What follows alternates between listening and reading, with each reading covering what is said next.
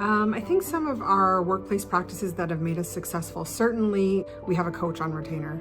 So we employ the services of a coach that is available to all of our staff.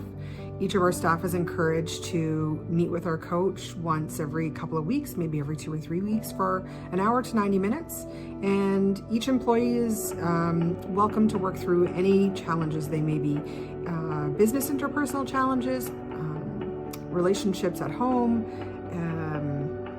prioritization, health and well-being, mental health, anything and everything goes. And Integra's role is really just to fund the coach and make sure that we lead with the behavior of engaging the services of a coach and doing a lot of self-work and self-reflection. We cover the basis off with flexible work time, paid time off, paid sick leave, obviously. Things that I think make us a really attractive employer is just the general flexibility and, of course, compassionate leadership above all else.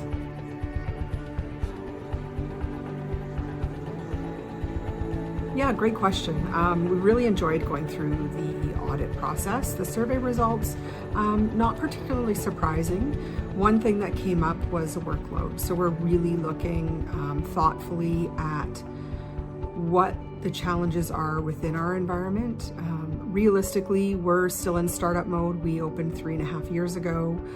During COVID, we expanded to Ontario and Atlantic Canada.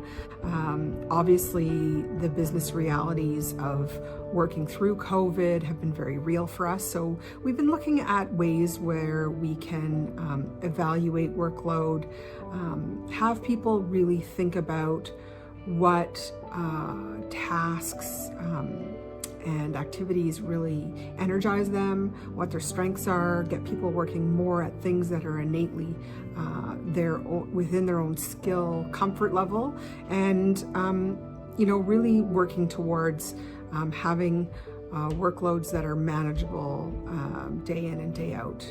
Our business environment is challenging in that we don't control when the work comes in, whether it be our intake team or our reports team.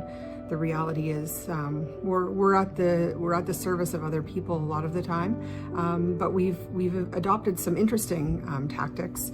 One of the things that we've been piloting is a daily work exercise program. So having people every hour get up from their desks, stretch, rejuvenate, hydrate, meditate, do some breath work, some really basic stuff that I think the research has shown to be very effective for managing stress and mental well-being in the workplace. We look forward to adopting more of the survey results. It's early days. We just finished rolling the survey results out to our staff a couple of weeks ago, but we really found the process with your organization to shed light on some of the things that our employees are facing, and we look forward to addressing those challenges head on.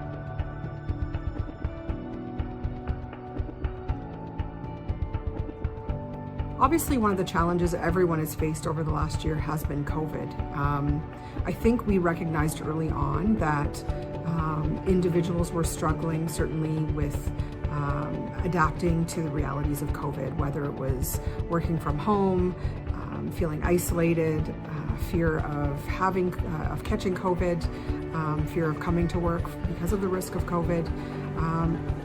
Ultimately, I think what we really did well was we led with compassion. So we had a couple of town halls as it pertained to educating people about COVID and about the statistical risk and the reality that if you were following public health guidance for the most part, that you were going to be safe. Another thing that we looked at was really evaluating performance with a very compassionate lens. So accepting that people were struggling mentally, possibly physically, that it was already a challenging time, and encouraging people to put their well-being at the forefront of their day. We've done little physical well-being challenges, just getting up and moving, drinking more water. We talk a lot about sleep hygiene at our office, just really trying to make sure that we're looking after the basic human needs of our employees. I think the best advice I can give to other leaders is to lead with compassion. That has certainly been part of my learning over the course of the last decade. I wasn't always the most compassionate leader or the most understanding leader, but certainly I think the thing that has served me well is to understand people are people. We're not robots.